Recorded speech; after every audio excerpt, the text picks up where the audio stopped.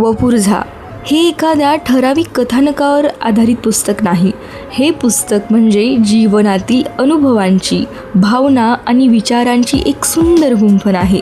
या पुस्तकात लेखकाने खूप साध्या आणि रोजच्या आयुष्यात घडणाऱ्या गोष्टींमधून मोठे अर्थ सांगितले आहेत.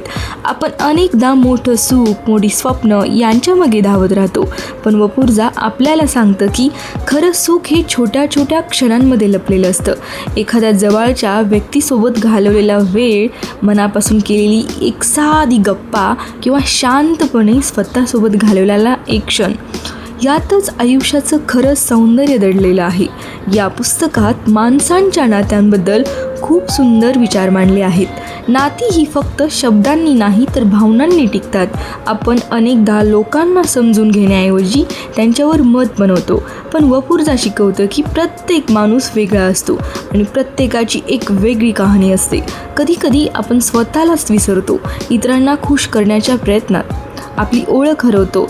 पण हे पुस्तक आपल्याला आठवण करून देतं की स्वतःला समजून घेणं आणि स्वतःवर प्रेम करणं खूप महत्त्वाचं आहे. वपुर्झामध्ये आयुष्याच्या चढउतारांबद्दलही खूप छान सांगितलं आहे.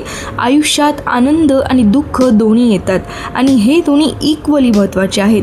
दुःख आपल्याला मजबूत बनवतं आणि आनंद आपल्याला जगण्याची प्रेरणा देतो. लेखक सांगतात की आपण आयुष्य खूप सिरियस घेतो.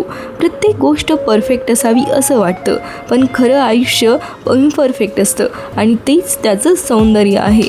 या पुस्तकात एक खूप सुंदर मॅसेज आहे. जगा, पण मनापासून जगा. फक्त दिवस काढू नका, तर प्रत्येक दिवस अनुभवून जगा. निसर्ग, माणसं, भावना या सगळ्यांमध्ये स्वतःला हरवू द्या. वपुर्झा आपल्याला शिकवतं की आयुष्याचं खऱ्या अर्थाने मोल करायचं असेल तर आपण प्रेझेंट मुमेंटमध्ये जगायला शिकलं पाहिजे. भूतकाळात अडकून राहू नका आणि भविष्याची चिंता करू नका. आजचा दिवस, हा क्षण, हाच सगळ्यात महत्त्वाचा आहे. शेवटी वपुर्झा हे फक्त एक पुस्तक नाही, तर आयुष्याकडे पाहण्याची एक नवी दृष्टी, उमेद आहे. हे पुस्तक आपल्याला शिकवतं स्वतःवर प्रेम करा, नात्यांना जपा, छोट्या गोष्टींमध्ये आनंद शोधा आणि प्रत्येक क्षण मनापासून जगा.